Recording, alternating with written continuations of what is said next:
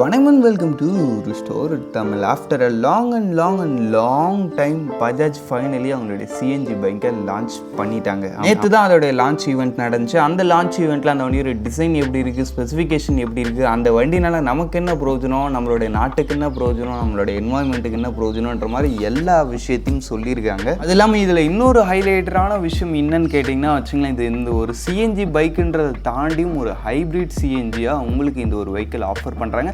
அது என்ன hybrid CNG, இந்த வண்டியோட ஸ்பெசிஃபிகேஷன்ஸ் எப்படி இருக்குது, என்ன இன்ஜின் கொடுத்துருக்காங்க, இந்த மாதிரி எல்லா விஷயத்தையும் இன்றைக்கி நம்ம இந்த வீடியோவில் தெரிஞ்சுப்போம். தெரிஞ்ச முன்னாடி சின்ன ஒரு ரெக்வஸ்ட் உங்களுக்கு எனக்கு சப்ஸ்கிரைப் பண்ண ஒரு செகண்ட் ஸ்பெண்ட் பண்ணி இப்படி தட்டி விட்டிங்கன்னா என்னுடைய ஒரு நாள் உழைப்புக்கு மிகப்பெரிய உதவியாக இருங்க. ப்ளீஸ் இந்த சப்ஸ்கிரைப் பண்ண பண்ணுங்க. சரி, நம்ம அதிகமாக அவசரமா வீடியோக்குள்ளே போகலாமா? வணக்கம் and welcome to Restore Tamil. இது இன்னமும் போடா கடிச்சு.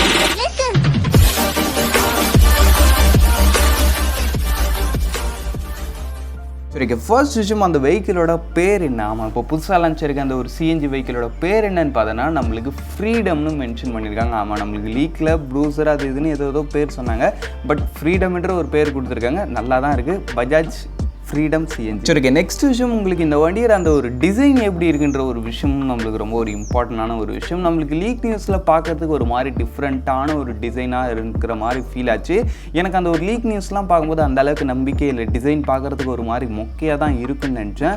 பட் ரியலி வண்டி நேரில் பார்க்குறதுக்கு ஓரளவுக்கு நல்லாவே இருக்குன்னு சொல்லலாம். பட் ரொம்ப ஸ்போர்ட்டியராக அதுக்குன்னு நம்மளுக்கு அப்படியே பார்க்குறதுக்கு ஒரு நார்மல் பைக்குக்கும் இந்த பைக்கும் டிஃப்ரென்ஸே தெரியாத அளவுக்கு இல்லை, டிஃப்ரென்ஸ் தெரியுது. இந்த மாதிரி கொஞ்சம் டிஃப்ரெண்ட்டாக ஒரு மாதிரி பசங்கிட்ட இந்த வண்டியோட டிசைனை காமிச்ச உடனே எக்ஸல் மாதிரிலாம் இருக்குதுன்னு சொன்னாங்க. பட் ஆனால் இது வந்து நல்ல ஒரு ப்ராக்டிக்கலான ஒரு டிசைன் ஒன்னே சொல்லலாம். ஆமாம், மற்ற ஐசி பைக்ஸோட மேட்ச் ஆகாமல் கொஞ்சம் ஸ்டாண்ட் அவுட் ஆக தான் செய்யுது டிசைன். பட் ஆனால் பார்க்கறதுக்கு வேணா நீங்கள் யூனிக்காக இருக்கிறதா எடுத்துக்கலாம்.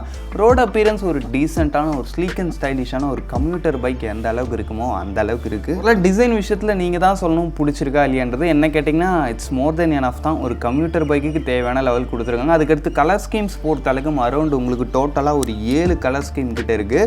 உங்களுக்கு அந்த ஒரு டாப் 2 மாடலில் வந்து உங்களுக்கு dual tone colours, triple tone, அப்படியே உங்களுக்கு ஏகப்பட்ட கலர்ஸ் மிக்ஸ் ஆகி வர மாதிரி இருக்கும். பேசிக் மாடலில் பார்த்தோம்னா உங்களுக்கு 2 கலர் ஆப்ஷன், ஓவராலாக 7 கலர் ஆப்ஷன் இருக்குது இந்த ஒரு வெஹிக்கிள் உங்களுக்கு பொறுத்தளவுக்கு. அதுக்கடுத்த விஷயம், இந்த வண்டியில் அந்த டிசைனோட ஹைலைட்டான விஷயங்கள்னு பார்த்தோம்னா ஃபர்ஸ்ட் நம்மளுக்கு சஸ்பென்ஷன் ஃப்ரண்ட்டில் வந்து உங்களுக்கு டெலஸ்கோபிக் ஃபோர்க் சஸ்பென்ஷன் கொடுக்குறாங்க. அது மேலே உங்களுக்கு கவர் வருது, அந்த இடத்துல ஃப்ரீடம் அண்ட் பேட்சிங்கும் கொடுத்துருக்காங்க. அதுவும் பார்க்கறதுக்கு ரியலி நல்ல ஒரு அட்ராக்டிவாகவே இருக்குன்னு சொல்லலாம். அதுக்கடுத்த விஷயம், நம்மளுக்கு பின்னாடி ரியர் சஸ்பென்ஷன் பொறுத்த அளவுக்கு இந்த இடத்துல வந்து உங்களுக்கு லிங்க்டு மோனோஷாக் சஸ்பென்ஷன். இந்த ஒரு சஸ்பென்ஷன்ன்றது உங்களுக்கு கொஞ்சம் ஹையர் சிசி பைக்ஸ்லையோ ஒரு ஸ்போர்ட்ஸ் மாடல் பைக்ஸ்லையோ கொடுப்பாங்க. அந்த ஒரு விஷயத்தை இங்கே கொடுத்துருக்காங்கன்றப்போ உங்களுக்கு நல்ல ஒரு ரைடிங் ஸ்டெபிலிட்டியும் இருக்கும், நல்ல ஒரு ரைடிங் கம்ஃபர்ட்டும் இருக்கும். ஆமாம், உங்களுக்கு ரைடிங் கம்ஃபர்ட்னு சொல்லும் போது தான் இந்த வண்டியோட சீட்டிங் பற்றி எனக்கு ஞாபகம் வருது. இந்த சீட்டிங் பொறுத்த அளவுக்கு இந்த செக்மெண்ட்லேயே லென்த்தியரான ஒரு சீட்டிங். ஆமாம், எனக்கு தெரிஞ்சு இந்த வண்டியோட சீட் லென்த் அளவுக்கு வேறு எந்த வெஹிக்கிளுமே கிடையாதுன்னு சொல்லலாம். ஆமாங்க, உங்களுக்கு அரௌண்ட் ஒரு 4 பேர் தாராளமாக உட்காரக்கூடிய அளவுக்கான ஒரு பெரிய சீட்டு. பட் ரூல்ஸ் படி 4 பேர் உட்காரக்கூடாது. பட் நல்லா கம்ஃபர்டபுளாக நல்லா லென்த்தியராக கொடுத்துருக்காங்க. சீட்டிங் விஷயத்தில் எக்ஸலண்ட்டாக பண்ணியிருக்காங்க. சொல்லப்போனால் மித்த மாடல்ஸை கம்பேர் பண்ணும்போது 25% வந்து இது வந்து எக்ஸ்ட்ரா சீட் கெயின் பண்ணியிருக்கு, எக்ஸ்ட்ரா சீட் லைட் கெயின் பண்ணியிருக்கு. பட் ஆனால் இந்த சீட்டில் என்ன ஒரு விஷயம்னா இதோட சீட் ஹைட் வந்து ஒரு 825 mm கிட்ட வரைக்கும் வருது. சீட் ஹைட்ன்றது கொஞ்சம் டாலாக தான். நீங்கள் கொஞ்சம் ஷார்ட் ரைடராக இருக்கிறீங்கப்போ மேபி கொஞ்சம் அன்கம்ஃபர்டபுளாக இருக்கலாம். நல்லா வண்டி எடுக்கணும்னு முடிவு பண்ணுறீங்கப்போ லைட்டாக டெஸ்ட் ட்ரைவ் பண்ணி பார்த்தீங்கன்னா உங்களுக்கு சூஸ் ஆகிடும். சரி, ஓகே. நெக்ஸ்ட் உங்களுக்கு வண்டிக்கிற டோட்டல் வெயிட் பொறுத்தளவுக்கு ஜஸ்ட் உங்களுக்கு ஒரு 147.8 kg வருது. ஓரளவு பார்க்கும்போது CNG வெஹிக்கிள் டேங்க் வரணும் 125 பார்க்கும்போது ஒரு மேனபிளான வெயிட் தான்ப்பா. சரி, ஓகே. நெக்ஸ்ட் விஷயம், இந்த வண்டியோட அந்த ஒரு CNGன்னு சொல்கிறாங்க. அந்த டேங்க் எங்கே தான் இருக்குன்னு கேட்டிங்கன்னா உங்களுக்கு வண்டியோட அந்த ஒரு டெலிஸ் ஃப்ரேம். ஆமாம், இந்த வெஹிக்கிள் வந்து உங்களுக்கு டெலிஸ் ஃப்ரேம் சிஸ்டத்தில் வரக்கூடிய ஒரு வெஹிக்கிள். அந்த டெலிஸ் ஃப்ரேமுக்கு நடுவில் அப்படியே உங்களுக்கு சீட்டு கீழே வச்சுருப்பாங்க. சொல்லப்போனால் இதனால தான் உங்களுக்கு சீட்டு கொஞ்சம் ஹைட்டாக இருக்குது. இந்த மாதிரி சீட்டு கீழே டெலிஸ் ஃப்ரேமுக்கு நடுவில் கொடுத்துருக்குன்றதுனால இன்னொரு பெனிஃபிட்னு பார்த்தோன்னா வச்சிங்கன்னா உங்களுக்கு வண்டியில் எது மாதிரி இம்பேக்ட் ஆனாலும் உங்களுக்கு வண்டியோட அந்த ஒரு சிலிண்டருக்கு எந்த வித டேமேஜும் ஆகாது, உள்ளே இருக்கிற கேஸும் லீக் ஆகாது. என்னப்பா வாய் வார்த்தையாக சொன்னால் நம்பிட முடியுமான்னு உங்களுக்கும் தோணி, எனக்கு தோணுச்சு. பட் ஆனால் பஜாஜ் வந்து இதை வந்து ஒரு 11 சேஃப்டி டெஸ்ட் பண்ணியிருக்காங்க. லாரி ஏற்றிருக்காங்க, வண்டி ஒரு குறிப்பிட்ட ஸ்பீடில் எடுத்துகிட்டு போயிட்டு ஒரு 5 டன் இது மேலே மோதி இருக்காங்க, ஒரு குறிப்பிட்ட உயரத்துலேருந்து தூக்கி போட்டிருக்காங்கன்ற மாதிரி 11 சேஃப்டி டெஸ்ட்லேயும் இந்த ஒரு வெஹிக்கிள் பக்காவாக சூப்பராக பாஸ் ஆகிருக்கு. சிலிண்டரில் கொஞ்சம் கூட கேஸ் லீக் ஆகவே இல்லை.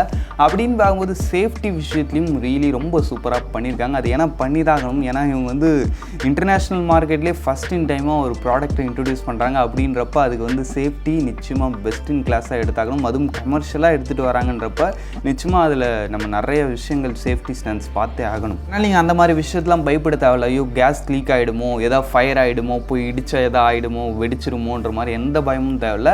எல்லா வித சேஃப்டியும் பாஸ் பண்ணி வந்திருக்கு இந்த பஜாஜோட ஃப்ரீடம். சரி, ஓகே. நெக்ஸ்ட் விஷயம் நம்மளுக்கு இன்னொரு டவுட் இருக்கும். இது என்ன சிஎன்ஜி வெஹிக்கிள்ன்றாங்க, நம்மளால் சிஎன்ஜியில் மட்டும்தான் ஓட்ட முடியுமா, பெட்ரோல் ஆப்ஷன்லாம் கிடையாதா? சப்போஸ் எங்கள் வீட்டு பக்கத்தில் சிஎன்ஜி ஸ்டேஷன் இல்லை, நான் சப்போஸ் வெளியே எடுத்துகிட்டு போகிறேன், அங்கே சிஎன்ஜி ஸ்டேஷனில் பெட்ரோல் ஸ்டேஷன் தான் இருக்குது, நான் எப்படி எடுத்துகிட்டு வரேன்னு கேட்டிங்கன்னா அதுக்கும் ஒரு தீர்வு இருக்குது. நான் முன்ன சொல்லியிருந்தேன் பார்த்தீங்களா, இது வந்து ஒரு ஹைப்ரிட் வெஹிக்கிள்னு. ஆமாம், இதில் உங்களுக்கு பெட்ரோல் ஆப்ஷனும் உண்டு, சிஎன்ஜியும் உண்டு. ஜஸ்ட் ஒரு ஸ்விட்ச் மூலமாக உங்களால் அதை ஸ்வைப் பண்ணிக்க முடியும். ஆமாம், நீங்கள் சிஎன்ஜி ஸ்விட்சில் போகிறீங்கப்போ சிஎன்ஜியில் ஓடும்.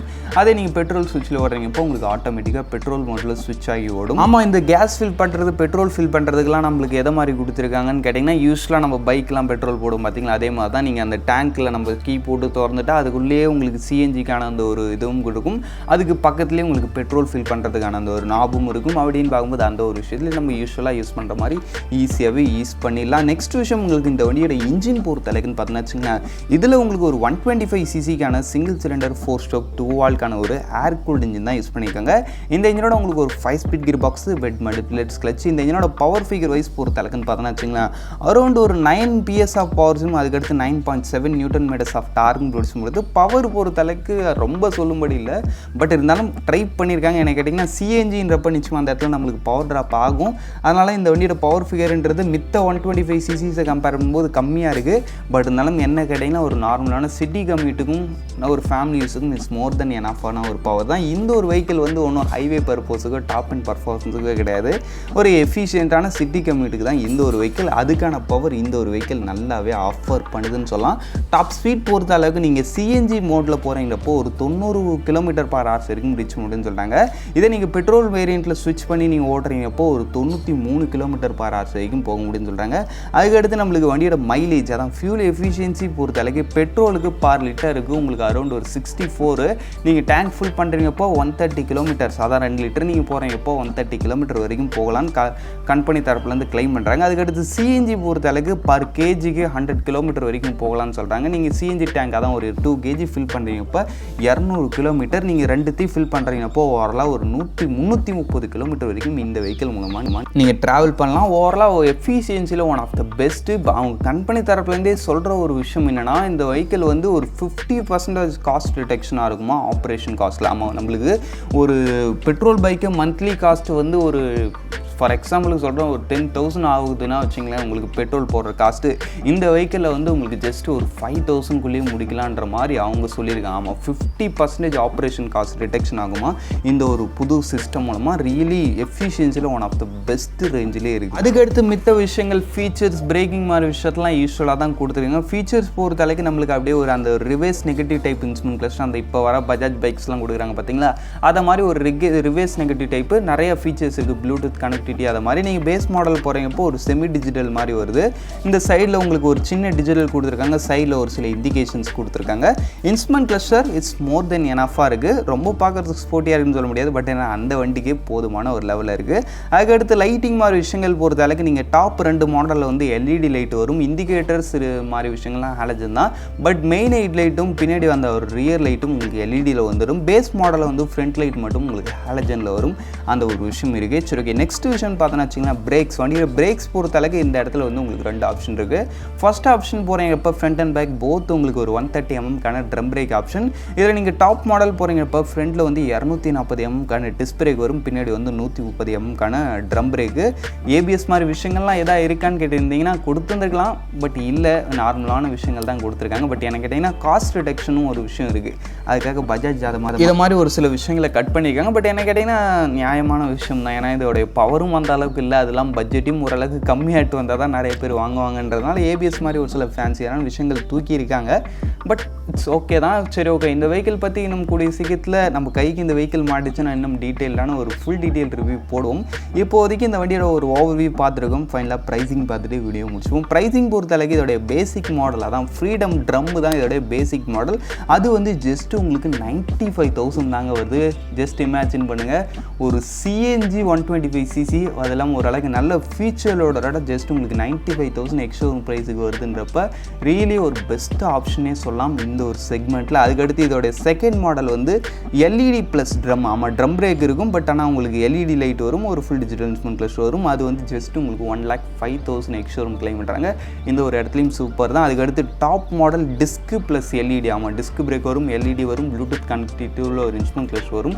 இந்த ஒரு மாடல் வந்து 1,15,000 வரைக்கும் வருது எக்ஸ்ஷோரூம் ப்ரைஸு. ப்ரைஸிங் விஷயத்தில் ரியலி பெஸ்ட்டாக கோட் பண்ணியிருக்காங்க பஜாஜ். எப்போதுமே பஜாஜ் இந்த ப்ரைஸிங் விஷயத்தில் நல்ல ஒரு சூப்பரான ஒரு ஃபேர் ப்ரைஸிங் தான் சொல்லுவாங்க. அதே மாதிரி தான் இந்த இடத்துலையும் பண்ணியிருக்காங்க. ரியலி நல்ல ஒரு ப்ரைஸிங், இந்த ஒரு வெஹிக்கிளுக்கு ஒரு ஒர்த்தான ஒரு ப்ரைஸிங்னே சொல்லலாம். பட் மற்ற 125 இதோடைய ரேஞ்சுக்கிட்ட ஒரு 125 விட இது கொஞ்சம் எக்ஸ்பென்சிவாக தெரியலாம்.